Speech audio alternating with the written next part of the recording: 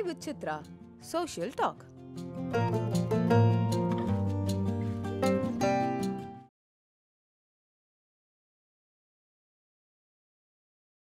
கலைஞர் சிஎம்மாக இருக்கும்போது அந்த பக்கம் வந்திருக்காரு, தஞ்சாவூர் பக்கம். சூரக்கோட்டையில் சிவாஜி இருக்காரான்னு செக் பண்ணுங்க அப்படின்னு இருக்காரு. உடனே போலீஸ் செக் பண்ணிருக்காரு. இருக்கார் சார், நான் வர்றேன்னு சொல்லு. உடனே சிவாஜி, கலைஞர் இங்கேயா? சரி. உடனே தஞ்சாவூரில் இருக்கிறதுல பெரிய மாலை எவன்ட்டு இருக்கோம் அதை வந்து அனுப்பிச்சிருங்க. அது சார் இது தூக்க முடியாதுன்னு இருக்கேன், லாரியில் வச்சு அனுப்புங்கடா அப்படின்ட்டு. புன்னைநல்லூர் மாரியம்மன் கோவிலுக்கு வீரபாண்டிய கட்டபொம்மன் பயங்கரமாக ஓட ஆரம்பிச்சோன்னே வெள்ளையம்மான்னு ஒரு யானையை வாங்கி கொடுத்துருந்தார். அந்த யானையை வர சொல்லிட்டார். அந்த யானை வந்து சேர்ந்துருச்சு. சிஎம் வந்துட்டார், இப்படி இறங்குறாரு. யானை அங்கே நிற்கிது. இவர் சிவாஜி இங்கே வந்து பேசியிருக்காரு, போய் அந்த மாலை எடு அப்படின்ட்டு. எல்லோரும் பார்த்துக்கிட்டு இருந்திருக்காங்க, பப்ளிக்கு, போலீஸு. கலைஞர் அப்படி அசந்து போய் பார்த்துட்டு இருந்திருக்காரு. போய் லாரியிலேருந்து அந்த மாலையை அது தூக்குனோடனே கலைஞர் கழுத்தில் போய் போடுந்துருக்காரு. கிட்டக்க வந்து போடுது. அப்படியே வச்சிடாத, திருப்பி வச்சுட்டு தூக்குன்னு இருக்கார். தூக்கிடுச்சு. ஏன்னா அந்த மாலை ஃபுல் வெயிட் தாங்க முடியாது. என்ன கணேசா நீ சொல்கிறதெல்லாம் கேட்குதே யானை அப்படின்னு இருக்காரு கலைஞர். என்னப்பா நான் என்ன மூணாக்கானா என்ன பண்ணுறது, நான் சொல்கிறத மனுஷங்க தான் கேட்குறதில்ல. என்னையே சொல்கிறியா நீ ஏன்பா உடனே நினச்சிக்கிறேன். பொதுவாக சொன்னேன். அது சொன்னோன்னே இளையராஜாவும் எல்லோரும் விழுந்து சிரிச்சாங்க சார். இது சிவாஜி. இந்த நடிகர் பிரபுவோட மகன் நடித்தார்ல கும்கி, அந்த யானை என்னதான் இருந்தாலும் அவருக்கு யானை மொழி தெரியாது. ஆனால் அந்த யானை கூட அவ்வளோ தூரத்தில் இருந்தேன்னா என்னுடைய கணிப்பு சார், சிவாஜியோட ஆவியே அந்த யானைக்குள்ளே வந்து நம்ம பேரனை முதல் படம் நடிக்கிறான் தூக்கி விடுவேன்னு. படம் சக்ஸஸ் ஆகிடுச்சுல. உங்களுக்கு ஃபஸ்ட்டு படம் சக்ஸஸ் ஆனது கொஞ்சம் நடிகர்களுக்கு தானே. ஆமாம். அதில் பெரியவர் தியாகராஜ பாகவதர், அடுத்து சிவாஜி, இப்போ ஜெய்சங்கர் கூட சக்ஸஸ் ஆச்சு. விக்ரம் பிரபுக்கு அந்த யானை வந்தது யானை இல்லை, கணேசமூர்த்தி. அருமை. இல்லைண்ணா இப்போ எக்ஸசைஸ் பண்ணுற மாதிரி தந்தத்தை பிடிச்சி ஏறுறாரு. அந்த யானை அதுக்காக நமக்கு டைரக்டர் சம்பளம் கொடுப்பாருலாம் பொறுமையாக இருக்காது. அப்படி சிலப்பிச்சு வச்சுக்கோங்க, விக்ரம் பிரபு எங்கே போய் விழுந்திருப்பார் இல்லையா? அப்போ நான் நினச்சிக்கிட்டேன், சரி இது சிவாஜி கணேசனுடைய ஆவிதான் வந்து பேரனை முதல் படத்தை தூக்கி விட்டுருச்சு அப்படின்னு நான் சொல்கிற சரி தானே? இதுதான் தெய்வ செயல்ங்கிறது. உங்கள் தெய்வத்தை நேரடியாக வர சொல்லு அப்படின்ட்டு தானே எல்லோரும் சொல்கிறவங்க வர்றதுக்கு யாரும் எம்எல்ஏ கூட கிடையாது, அவங்க கூட வரப்பட்டான். நீங்கள் செய்தது மிக கடுமையான பணி. இதுக்கு உங்கள் வீட்டில் எப்படி ஒத்துழைச்சாங்க? அதாவது அவங்க அதை பற்றி பேசலை. ஏன்னு கேட்டிங்கன்னா அந்த சமயத்தில் நான் கம்பெனி நடத்திக்கிட்டு இருந்தேன். அதையும் சரியாக நான் கவனிக்காமல் 2008 க்ளோஸ் பண்ணிட்டேன். அந்த ப்ரைவேட் லிமிடெட் நான் மேனேஜிங் டைரக்டராக இருந்தேன். என் பையன் அமெரிக்காவில் இருந்து, சின்ன பையன் இங்கே பெங்களூரில் வேலை பார்த்துருந்தேன். இவங்க 2 பேரும் வீட்டு பிரச்சனைகள் இல்லாமல் இருந்துச்சு. இருந்தாலும் நம்மளுடைய சம்பாத்தியம் ஒன்று இருக்கணும்ல, அது இல்லை. குறைஞ்ச அளவுக்கு ஒரு இடத்துல நான் வேலைக்கு இருந்தால் கூட மாதம் 50,000 சம்பளம் வாங்கியிருக்கணும். இந்த 12 ஆண்டுகளை கால்குலேட் பண்ணிங்கன்னா 72 லட்சம் வருது நான் வாங்கியிருக்க வேண்டிய சம்பளம். நான் அதே வாங்கலை. இதை போய் யார்கிட்டையும் ஸ்பான்சர் பண்ணுங்கள், எனக்கு உதவி செய்யுங்கன்னு கேட்கல. ஏன்னு கேட்டிங்கன்னா நம்மளாம் விரும்பி செய்கிறோம். இப்போ சிவாஜி கணேசனுக்கு ஒரு கோயில் கட்டமாக நினச்சிக்கிறோம் அப்படின்னு நினச்சி இருந்தேன். ஒரு நாள் நைட்டு பிரபு கூப்பிட்டார், உங்களுக்கு எதாவது செய்யணும், என்ன வேணும்னு கேளுங்க அப்படின்னாரு. எனக்கு எதுவும் வேணான்னு சொல்லிட்டு வந்துட்டேன். இப்போ தான் அந்த புக்குக்கு கவர்மெண்ட் லைப்ரரிஸ்க்கு நீங்கள் கொஞ்சம் ரெக்கமெண்ட் பண்ணிங்கன்னா கிடைக்கும் சென்னை லெட்டர் கொடுத்துருக்காரு. மற்றபடி நான் யார்கிட்டையும் இதுக்காக பணம் கேட்கல, எந்த உதவியும் கேட்கல. இந்த ஸ்டூடெண்ட் ஜெராக்ஸ் கம்பெனியில் அவருக்கு கொஞ்சம் சிவாஜி மேலே பிரியம். அவர் இவ்வளோ கஷ்டப்பட்டு இவர் எழுதிக்கிட்டு இருக்கார் இந்த வயசில் அப்படின்னு சொல்லிட்டு அவர் ஸ்டாண்டிங் இன்ஸ்ட்ரக்ஷன் கொடுத்துட்டார். ஸ்டூடெண்ட் ஜெராக்ஸில் எந்த பிரான்ச்சில் இவர் வேலை பார்த்தாலும் சரி எதுவும் சார்ஜ் பண்ணாதீங்க, பேப்பருக்கும் சார்ஜ் பண்ணாதீங்கன்னு சொல்லிட்டு இந்த 12 வருஷமாக நான் பிரிண்ட் அவுட் எடுத்து எல்லாம் அடுக்கி வச்சுருக்கேன் சார் வீட்டில். எப்போவாவது ஒரு காலத்தில் என் பேரன் கொல்ல பேரன் பார்த்தா தாத்தா செஞ்சது இதாண்டா அச்சீவ்மெண்ட்டு அவன் தெரியணும்ல, அடுக்கி வச்சு. அவ்வளவையும் எனக்கு ஹெல்ப் பண்ணது ஸ்டூடெண்ட் ஜெராக்ஸ் உரிமையாளர் சௌரியராஜன். அவருக்கு நான் ரொம்ப நன்றியாக இருக்கணும். மற்றபடி வீட்டில் ஒன்றும் எனக்கு எதுவும் பிரச்சனை படல. ஏன்னா நைட் அண்ட் டே எழுத ஆரம்பித்தேன். என்ன உடல்நலம் ரொம்ப பாதிக்கப்பட்டு சர்க்கரை ரொம்ப மீதியாகி டாக்டர் கணுக்கால் கீழே 2 காலையுமே வெட்டிடணும் அப்படின்னு சொல்லி அட்மிட் பண்ணார் ஹாஸ்பிட்டலில். நான் வந்து சரி நம்ம கால் ரெண்டு வெட்டியாச்சுன்னா வண்டியில் உட்காந்துட்டே சிவாஜி மாதிரி கல்லெல்லாம் மாணிக்க பாடிடலாம் அப்படின்னு நினைக்கல. இப்படிலாம் வெட்டி நமக்கு ஒன்றும் வராது அப்படின்னு சொல்லிட்டு நான் எப்போவுமே கோயிலுக்கெல்லாம் போய் சாமி கும்பிட மாட்டேன், சிவாஜி விஷயம் மட்டும் கும்பிட்டேன். நான் உங்களை எழுதி வாழ்க்கை வேலை எழுதி முடிக்கிறதுக்குள்ளே எனக்கு உடம்புல ஊனம்லாம் வந்துடக்கூடாது அப்படின்னு நடக்க ஆரம்பித்தேன். இருக்கு நடந்து கம்ப்ளீட்டாக வெளியில் வந்துட்டேன். அவருடைய ஆசீர்வாதமாக கூட இருக்கலாம். நிறைய இடத்துல சிவாஜி எனக்கு ஹெல்ப் பண்ணியிருக்கேன் சார். அவசரமாக பேரன் பிறந்திருக்கேன், அமெரிக்கா போகிறதுக்கு பாஸ்போர்ட் போய் கேட்டேன். இப்போ இருக்கிற லுக்கோடு நான் போகிறேன். பாஸ்போர்ட்டில் ஒட்டி இருக்கிறது நான் கருப்பு முடி டை அடித்து வச்சுருந்த ஃபோட்டோ இருக்குது. அவன் விடமாட்டேன் பாஸ்போர்ட் ஆஃபீஸில். என்ன சார் இது உங்கள் பையன் படத்தை ஒட்டிட்டு நீங்கள் வந்து பாஸ்போர்ட்டு கேட்குறீங்க? நான் தாம்மா அப்படின்னு கேட்கல. உள்ளே ஒரு கோபிநாத் ஒரு ஆஃபீஸ் இருக்கார், அவர்கிட்ட போய் இவரை கூட்டி போய் கட்டணும். அவங்க அந்த அம்மா நீங்கள் எங்கே இருங்க சார் அவரு அவர் மருதுமோகன் வந்திருக்காரா கூட்டி வாங்க சார், நீங்கள் தானே சிவாஜி பற்றி? ஆமாம் சார் ஆமாம் சார். என்ன சார் உங்களை போய் நிப்பாட்டி கொண்டாமா அந்த ஃபார்ம் எல்லாத்துலேயும் நானே கையெழுத்து போகிறேன் போட்டு பாஸ்போர்ட் எனக்கு போங்க சார் நாளைக்கு வந்துடுங்க சார். அப்போ அந்த இடத்துல சிவாஜி வர்றாரு அப்படின்னு நான் நினைக்கிறேன். இல்லைன்னா இது இங்கே இந்த மாதிரி இடத்துல தான் சார் என்னை அவர் வாட்ச் பண்ணிகிட்டே தான் இருக்கார். அது எப்படி வரணும்னு கேட்டிங்கன்னா, இப்போ நீங்கள் உள்ளன்போட உணர்ச்சிபூர்வமாக நல்லா டெடிக்கேஷனாக ஒரு ஒர்க் பண்ண பண்ண பண்ண பண்ண எங்கேருந்தோ உங்களுக்கு வந்து விஷயங்கள் கொட்டிக்கிட்டே தான் இருக்கும். அதை ஒரு வியாபாரத்திற்காகவோ ஒரு பேருக்காகவோ நீங்கள் பண்ண ஆரம்பிச்சிங்கன்னா ஸ்டக்கப் ஆகிடும். எனக்கு அப்படி வரல, ஊற்றிக்கிட்டே இருந்துச்சு. இதை பண்ணணும் அதை பண்ணணும் அதை பண்ணணும் அதை பண்ணணும். அவர் ட்ரெஸ் பண்ணுறது, அவர் எப்படி மேக்கப் போடுவாருங்கிறத விசாரித்தேன். 80% தான் மேக்கப் மேன், மீதி அப்புறம் சரி பண்ணிக்கிட்டு. அது கூட நாகேஷ் கூட பேட்டியில் சொன்னார், லேட்டாக போனால் வாங்க சார் அப்படின்னு கேட்டார கோபமாக இருக்கார் அர்த்தமா. இவர் நாகேஷ் அதை எப்படி சமாளிக்கிறதுனா, அண்ணே என்னண்ணே உங்கள் புருவம் மாதிரி இருக்கு, புருவம் என்னடா நிலத்தடா இருக்குண்ணே, அதுக்கு ஒரு ஓடி போய் ட்ரெஸ்ஸு கால்ச்சிடும் போட்டோம். இது நாகேஷே சொன்னது. அந்தளவுக்கு ஒரு டெடிக்கேஷனாக அவர் எப்படி இருந்தார். நாடக உலகத்தில் உடை தைக்கிறாங்கல்ல, அவங்கள்ட்டெல்லாம் இந்த கதாபாத்திரம் எந்த காலத்தை சேர்ந்தவர், முஸ்லீமா இந்துவா மன்னர் பரம்பரையா தொழில், இதெல்லாம் கேட்டு அந்த ட்ரெஸ்ஸு தைக்கிறதையும் பழகிருக்கார். அவர் சொல்கிறாரு, காக்கராஜன் பார்த்தேன் சொன்னப்போ நாங்கள் எல்லாம் தூங்குவோம், அவர் மட்டும் தூங்க மாட்டார். என்ன பண்ணுறாருன்னு ஒரு நாள் முடிச்சு பார்த்தா பாடங்களை மறுநாள் மேடையில் பேச வேண்டிய பாடங்களை எல்லாம் மனப்பாடம் பண்ணிட்டுருக்காரு. யாராவது ஒரு ஆள் கைதட்டு வாங்கிட்டு அவன் ஓடி போய் நீ என்ன பண்ண ஏன் கைதட்டுன்னு அப்படி கேட்பாரான். அப்படி இருந்து எம்ஆர் ராதா தேடி வந்து வீட்டுக்கு வந்து கூட்டிகிட்டு போய் நாடக குழுவில் நீ இருடா அப்படின்னு அவர் சொல்லி பரமக்குடியில் மீட் பண்ணுறாரு எம்ஆர் ராதா. அப்போ வந்து விதவையின் கண்ணீர், விமலா அல்லது விதவையின் கண்ணீர் அந்த நாடகம், அதில் வந்து இவர் ஜெகதீசன் கேரக்டர், அதில் இவர் காலில் மிதிக்கணுமா சிவாஜி, இவர் மிதிக்கிற மாதிரியே காலை வச்சு வச்சு எடுத்திருக்காரு. கீழே படுத்துகிட்டே எம்ஆர் ராதா டேய் நல்லா மிதிட்டான்னு கத்திருக்காரு. என்னடா நாடகம் எந்திரிச்சிட்டு சீன் முடிஞ்சோன்னே என்னடா மிதிக்க மாட்டேங்கிற அப்படின்னு. அண்ணே உங்களை போய் நான் எப்படின்னு மிதிக்க முடியும், நடிப்பு தானடா இது அப்படின்னு சொல்லி ஒரு கட்டத்தில் யதார்த்தம் பொன்னிசாமி நாடகத்தில், இந்த நாடகத்தில் 2 கேரக்டர் வச்சு தான் 200 பேர் சாப்பிட்ருக்காங்க. அதுக்கு பிறந்த நாடக குழுவை பிரிச்சிருக்காங்க. ராமசுப்பு ஐயருடைய தம்பி ஜெகநாத ஐயர்கிட்ட ஒரு குரூப்பு பிரிச்சு இப்படி எங்கே போனாலும் இவர் தனித்துவமாக நின்று நடிச்சிருக்காரு, எல்லாத்தையும் உதவிருக்காரு. வர வர வர சங்கிலியாண்டபுரத்திலேயே குடியிருந்து நாடகங்கள் போனதுனால நாடகம் ஆரம்பிக்கிறதுக்கோ இல்லை இவர் மேடைக்கு வர்றதுக்கோ லேட் ஆகிடுச்சா விசில் பறக்குமா கணேசனை வர சொல்லு அப்படின்ட்டு.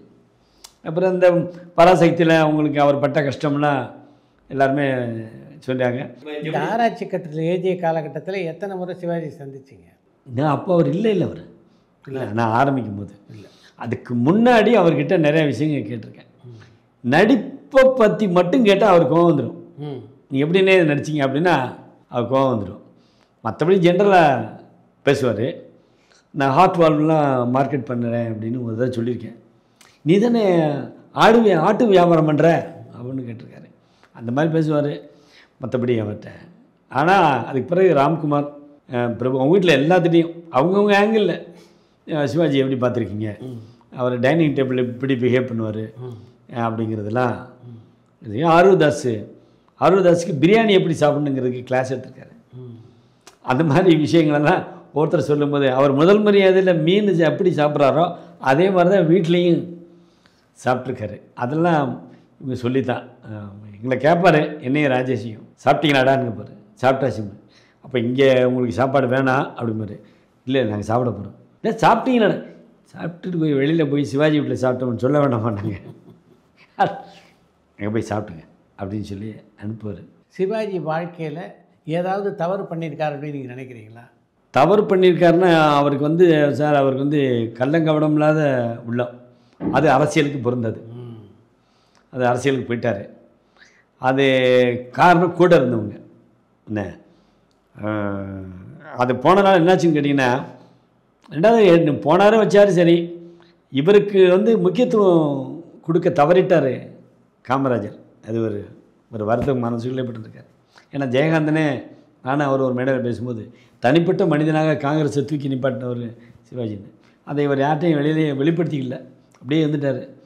அது ஒன்று தான். பட் தொகுதியை தேர்ந்தெடுத்தது தவறான, இறங்கிட்டார் சரி, எல்லாம் சரி, ராங் செலெக்ஷன். இந்த தோத்துட்டார் அப்படிங்கிறது மட்டும்தானே உங்களுக்கு. இந்திரா காந்தி தோற்றுருக்காங்க, காமராஜர் தோற்றுருக்காங்க, எல்லாம் தோற்றுருக்காங்க. அதனால் தேர்தலில் தோல்வி என்பதே ஒரு பெரிய விஷயம் இல்லை. ஆனால் இவர் அந்த அந்த அந்த இது வரைக்கும் போயிருக்க வேணாம் அப்படிங்கிறது என்னுடைய கணிப்பு. மற்றபடி சார் முழு மனிதன் சார், அதில் ஒன்றும் மாற்று கருத்தே இல்லை. அவர் வந்து எல்லாத்துக்கிட்டையும் அவர் பழகின விதம். ஒரு பைலட் இப்போ ரீசெண்டாக சிவாஜி ரசிகர் என்னை சந்திக்க வந்தார். அவர் சில கதைகள்லாம் சொன்னார். ஒரு மெடிக்கேட்டட் பில்லோ வச்சுருந்தாராம் சிவாஜி பின்னாடி. அதை திடீர்னு பிளேன் வந்து இப்படி ரிவர்ஸில் எடுத்தானே போவாங்க, அந்த காலகட்டத்தில் கூப்பிட்டு க்ரூட்டை கூப்பிட்டு என்னுடைய பில்லோவை ஏர்போர்ட்டில் விட்டு வந்துட்டேன், கொஞ்சம் நிப்பாட்டி அதை எடுத்துகிட்டு வந்துருக்கேன். உங்க போய் பைலட்டு சொல்லியிருக்காங்க. அவர் இது எப்படி நிப்பாட்ட முடியும், அது கஷ்டம், நான் எப்படியும் அதை எடுத்து வீட்டுக்கு கொடுத்து அனுப்புறேன், மட்டும் தகவல் சொல்லுங்கன்னு சொல்லிவிட்டு பிளேன் போயிடுச்சான். பிளேன் போய் நின்றுருக்கு மெட்ராஸ் ஏர்போர்ட்டில், எல்லோரும் இறங்கிட்டாங்க, இவர் மட்டும் இறங்கலை. இல்லை என்னடா இவர் பைலட் போய் இருக்கார். நான் உங்களுக்காக தான் வெயிட் பண்ணுறேன், ஐம் வெரி சாரி, அந்த பில்லோ என் கூட வந்து எடுத்துகிட்டு பின்னாடி உட்காந்துருக்கேன், ஏன் எனக்கு சொல்லலை, நான் உங்கள்கிட்ட அதை இனிமேல் சொல்லிட்டேன், அது எவ்வளோ பெரிய தப்புன்னு இப்போ உணர்றேன்னு. சார் இதை போய் ஏன் சார் நீங்கள் தப்புன்னு சொல்கிறீங்க? அந்த மாதிரி சில கதைகள்லாம் சொன்னார். வெளியிலேயே கூட அவர் எவ்வளவு நாகரிகமாக நடந்துக்கிறாரு அப்படிங்கிறத பார்த்தேன். இதில் லாஸ் ஏஞ்சலிஸில் சிவாஜி இருக்கும்போது ஒரு ஆள் ஓயாமல் கிட்டக்க அவரை ட்ரை பண்ணியிருக்காரு. கூட இருந்த அவர் தம்பி மகன் கிரி, என்னங்க அவர் கூட பேசணும், அப்பா இவர் உங்கள் ரசிகரா, என்ன பண்ணுறீங்கன்னு கேட்டு, நான் பைலட்டாக இருக்கேன். எதில்? மலேசியன் ஏர்லைன்ஸில். அவன் என்ன பண்ணிருக்கான், கொஞ்சம் தள்ளி போய் ஃபோன் அடித்து அவங்க அம்மாவுக்கு கனெக்ஷன் போட்டு, என் பக்கத்தில் யார் இருக்கா தெரியுமா, சிவாஜி கணேசன் இருக்கு. உடனே அந்த அம்மா அப்படியே போடக்கூடாதுன்னு திரும்பி வந்திருக்கான். என்னப்பா, எங்கள் அம்மா பேசணுங்கிறாங்க, சிவாஜி கணேசன் பேசுகிறம்மா அப்படின்னு இருக்காரு. தேம்பி இந்த அம்மா அழுக ஆரம்பிச்சிட்டாங்க. உடனே ஒரு அம்மா அழுகிறாங்க. பிளேனில் இருக்காது, அதே பிளேனில் எதாவது டியூட்டி வாங்கிட்டு இவரும் மலேசியன் ஏர்லைன்ஸில் இருக்காது. வந்து திரும்பி சிவாஜி பக்கத்தில் வந்து நின்றுருக்காரு. நீங்கள் அங்கே இருந்தீங்களே, இங்கே வந்து இந்த பிளேனை நான் தான் விட்றேன், அப்புறம் இங்கே நிற்கிறீங்க அப்படின்னு. இதை ஆட்டோமேட்டிக், அதில் போட்டால் அது பாட்டு போகும். அப்போ ஆட்டோமேட்டிக்னா உங்களுக்கு எதுக்கு சம்பளம் அப்படின்னு கேட்டார். அவர் இல்லைங்க, அது உங்கள் மேலே அவ்வளோது. சரி, அந்த மாதிரி வெளியிலையும் அவர் எப்படிலாம் நடந்துக்கிட்டார் எல்லாத்தையும் கலெக்ட் பண்ணேன். சில பேர் அவரை பற்றி அது இந்த கொடுக்க மாட்டேன்னு சொல்லிட்டாரு, எதுக்குமே கொடுக்க மாட்டார், கஞ்சி இது உடைக்கணுங்கிறதுக்காகத்தான் அவர் செய்த தான தர்மங்கள், அது யானைகளை கொடுத்தது. காஞ்சி பெரியவர் சொன்னார், தானம் கொடுக்குறதே பெரிய விஷயம், அதில் யானைகளை தானமாக கொடுத்துருக்கிய தம்பி, உங்கள் அம்மா அப்பா செய்த தமம் தான் நீ அவங்களுக்கு பிள்ளையாக வந்து பிறந்திருக்க அப்படின்னு. அவங்களுக்குலாம் நிறைய விஷயம் தெரியுமில்ல, பெரிய பெரிய விஷயங்கள்ல. அந்த மாதிரி சிவாஜியை பாராட்டினது. மற்றபடி அவர் செஞ்ச தவறுங்கிறது, அரசியல் போயிருக்கக்கூடாது, போயிட்டார். போனது பிறகு அங்கே போய் தொகுதியை தப்பாக செலக்ட் பண்ணி ஒரு ஸ்டிக்மா, சிவாஜி தோத்துட்டார் தேர்தல். அவருக்கு என்ன தெரியும் பாவம். அவர் என்ன சொல்கிறாரு, அரசியல் என்பது காமதேனு பசு போல, அதை கறந்து வியாபாரம் பண்ணி வியாபாரி ஆகிவிடக்கூடாது, அதை வணங்க வேண்டும்னு சொல்லியிருக்காரு. எலெக்ஷனை நின்று முடித்தோடனே தன்னுடைய கட்சிக்காரங்களுக்கெல்லாம் சீட்டு வாங்கி கொடுத்தவர், எந்தெந்த வீட்டு செவத்தில் எழுதியிருக்கீங்களோ நம்ம சின்னத்தை, அதெல்லாம் வெள்ளை அடித்து எடுத்துகிட்டு வாங்க, கொடுத்துட்டு வாங்கடான்னு சொல்லிட்டு பணம் கொடுத்துருக்காரு. இப்படி ஏதாவது யாரை எந்த அரசியல்வாதியாவது நம்ம கேள்விப்பட்டிருக்கோமா? அப்போ இப்படிப்பட்டவர் ஜெயிக்கிறதுங்கிறது. இந்த ஆராய்ச்சி கட்டுரை எழுதுகின்ற காலகட்டத்தில் திரையுலகை சார்ந்த யாரோடலாம் நெருக்கமாக பழகுகின்ற வாய்ப்பு உங்களுக்கு அமைஞ்சது? டைரக்டர் மகேந்திரன் நடிக்கிறதுக்கு சான்ஸ் கேட்டு போனேன். அவர் இங்கே என்எஃப்டிசியில் சாசனம் எடுத்துக்கிட்டு இருந்தார். இப்போ போனப்போ அவங்க ஒய்ஃப் சொன்னாங்க, எங்கே சார் அவரே பாதியில் ஷூட்டிங்கை நிப்பாட்டிட்டார். என்ன விஷயமானு கேட்டேன். ஃபண்ட்ஸ் இதுக்கு மேலே கொடுக்க முடியாது, 35 lakhs தான் அப்படின்ட்டாங்க. சொன்னோன்னே நான் சார் மகேந்திரனுக்கு எப்படியா உதவணும்னு சொல்லிட்டு நான் எப்பவுமே சில காரியங்களை எந்த காரியம் வேணால் செய்ய முடியும்னு நம்பிக்கை தான் சார். போய் வேறு வாழப்பாடி ராமமூர்த்தியை பார்த்தேன். அங்கேயே இந்த ராஜசேகரன் தான் இருந்தார். வாழப்பாடி ராமமூர்த்தி அறிமுகப்படுத்தி வச்சார். சொல்லுங்கள், இந்த மகேந்திரன் இந்த மாதிரி படம் எடுத்தார், அந்த ஃபண்ட்ஸோட லிமிட் முடிஞ்சிச்சா, கூட கொஞ்சம் ஒரு பணம் வாங்கி கொடுத்தீங்கன்னா அந்த படத்தை அவர் முடிச்சிடுவார் அப்படின்னு. அவர் வர சொல்லுங்கன்னாரு. இந்த மகேந்திரனை சார் நம்ம போய் பார்ப்போம். வேணாம் வருது சார், அரசியல் வாங்க சார், உங்கள் மேலே பிரியம் போனோன்னே சுஷ்மா அப்போ மினிஸ்டராக இருந்தாங்க. அவங்கள்ட்ட உடனே ஃபோன் பண்ணி சொல்லி எக்ஸ்ட்ரா 15 lakhs சேங்ஷன் பண்ணாங்க. அந்த 15 lakhs என்எஃப்டிசிக்காரங்க கூப்பிட்டு என்னையே கூப்பிட்டு நீங்கள் ப்ரொடக்ஷன் எக்ஸிக்யூட்டிவாக இருங்க இந்த ஒரு ஷெடியூலுக்கு அப்படின்னு கொடுத்தாங்க. நான் அதை சக்ஸஸ்ஃபுல்லாக முடிச்சு காமிச்சேன். ஸோ அது மகேந்திரன்ட்ட ரொம்ப நெருக்கமாக இருந்தேன். மகேந்திரன் சிவாஜி பற்றி பகிர்ந்துருக்காரு. நிறைய சொல்லுவார். அவர் சொல்லுவார், சிவாஜி காட்டியது கையளவு, காட்டாதது கடலளவு. அவருக்கே உரித்தான அந்த சிந்தனை ஓட்டத்தோடு சொன்னார். சாசனம் ஷூட்டிங் பண்ணி கொடுத்தேன். நிறையா சொல்லுவார். இந்த மாதிரி அந்த தங்கப்பதக்கத்தில் யூனிஃபார்மை கட்டிட்டு மேலே ஒய்ஃப் இப்போ இறந்து கிடமை பார்க்க வர்றாருல, இப்போ டைலாக்கே இல்லாமல் பேப்பரை அப்படி பார்த்தீங்கன்னா சிவாஜி என்னடா ஒரு டைலாக் இல்லாமல் இருக்கான் எழுதியிருக்கேன், எங்கடா மகன் வீட்டில் இருக்காரு, நான் வர சொன்னேன்னு கூப்பிட்டு ஆள் வந்திருக்காங்க. அதை மது கூப்பிட்றாரு. அந்த சீனுக்கு டைலாக் தேவையில்லையா, நான் தேவையில்லைன்னு சொன்னேன்னு சொல்லு, அண்ணன் புரிஞ்சுக்கிடுவார். அப்படி சொன்னானே பார்த்துட்டு சரி சத்தாண்டா ஏசு அப்படின்னு நடிச்சிருக்காரு. இந்த இதெல்லாம் மகேந்திரன் என்கிட்ட சொன்னார். அவர்கிட்ட நான் ரொம்ப சிவாஜி பற்றி கேட்பேன்.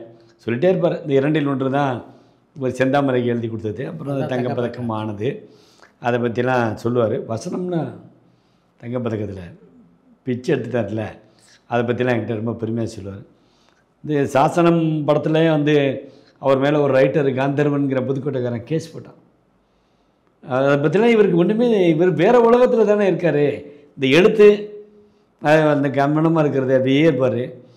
அதனால் நான் போய் அந்த கந்தர்வனை பார்ப்போம் சார்னு. உங்களுடைய ஸ்டேட்டஸ்க்கு அவனை போய் பார்க்கலாமா வருதுனார். ஸ்டேட்டஸ் இல்லை சார், அவன் நம்ம மேலே கேஸ் ஃபைல் பண்ணியிருக்கான், என்ன அதில் உங்களை இன்க்ளூட் பண்ணியிருக்கான், என்எஃப்டிசியை இன்க்ளூட் பண்ணியிருக்கான். ஸோ எல்லாத்துக்கும் ப்ராப்ளம் வரும், வாங்க அவனை எப்படியா வித்ட்ரா பண்ண வைக்கணும் அப்படின்னு. அது எப்படி பண்ண முடியும் சார் அப்படின்னாரு. நான் பண்ணுறேன், நீங்கள் பேசாமல் இருக்கீங்க. என்எஃப்டிசி மேனேஜர் பார்த்தோன்னே நீங்கள் அதை செஞ்சுருவீங்களா சார்? என்னால் செய்ய முடியும் சார். சரி என்ன செய்யணும்னு நான் செய்யணும்னு சொல்லுங்கள், நான் செஞ்சதேன்னாரு. நீ என்எஃப்டிசி அக்ரிமெண்ட் ஃபார்மில் பிளாங்கில் சீல் வச்சு எனக்கு கையெழுத்து போட்டு கொடுத்துருங்க. அப்புறம் அந்த காந்தர்வன் பேரில் ஒரு 10,000 டிடி கொடுத்துருங்க. இது 2ஐயும் கொடுங்க, நான் வித்ட்ரா பண்ணுறதுக்கு வாங்கிட்டு வரேன். இப்போ புதுக்கோட்டையில் போய் வீட்டில் போய் பார்த்தோம். அவங்க மழை கொட்டுச்சு. நான் சொன்னேன் மகேந்திரன் சார், நம்ம போகும்போது அந்த காந்தர்வன் இருக்கக்கூடாது சார், அப்போ தான் சார் நம்ம ஜெயிக்க முடியும். இருக்கக்கூடாதுன்னா அவர் தானே இங்கே பார்க்க வந்திருக்கீங்கன்னாரு.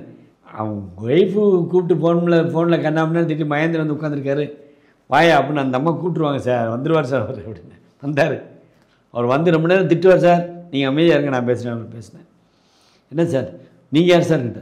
நான் தான் சார் அந்த 3rd இதுக்கு எக்ஸிக்யூட்டிவ், உங்களுக்கு என்ன செய்யணும்னு சொல்லுங்கள் அப்படின்னு. ஏன் நான் கேஸை வித்ட்ரா பண்ணுங்கள், எனக்கு அக்ரிமெண்ட் இல்லாமல் நான்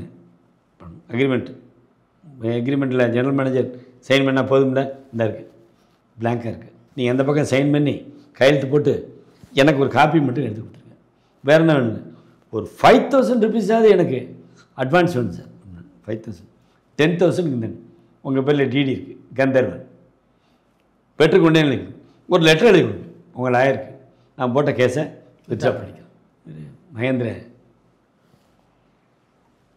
என்னுடைய ஸ்க்ரீன் பிளே காட்டலாம், உங்கள் ஸ்க்ரீன் பிளே பிரமாக் சார். என்எஃப்டிசி மேனேஜர் கேட்டார், எப்படி சார் உங்களுக்கு இவர் மேலே வைக்கணும் சார்? இந்தியாவில் மிக குறிப்பிடத்தக்க இயக்குநர்களில் மகேந்திரன் ஒருத்தர். உண்மை. அப்போ நான் மகேந்திரனுக்கு இது இந்த மேட்டரில் ஏதோ அணில் ராமனுக்கு செஞ்ச உதவி மைண்டில் அது மாதிரி செஞ்சதுன்னு நான் பெருமை அடைய நினைக்கிறேன், அதை பண்ணி கொடுத்தேன் அப்படின்னு. இப்போ நீங்கள் சம்பளம் எடுத்துக்கிறீங்க அப்படின்னாரு. அது வேணாம் சார், அதெல்லாம் வேணாம், நான் வசதியாக இருக்கேன் அப்படின்னு சொல்லிட்டு வந்துட்டேன். மகேந்திரன் வேறு என்ன, ராஜேஷ் கூட ரொம்ப நெருக்கமாக இருப்பேன். ராஜேஷ் இவர் 25 வருஷமாக அந்த ஆள். பாரதி ராஜா, பிரபு, ராம்குமார் 2 பேரும் எந்த அளவுக்கு உங்களுக்கு உறுதுணையாக இருந்தாங்க இந்த புத்தகத்துக்கு? ராம்குமார் ரொம்ப இருந்தார், ஏன்னா அவன் தான் டைம் இருக்கும். பிரபு போகாது தான் பார்க்க முடியும், தொந்தரவு பண்ணுறதே இல்லை.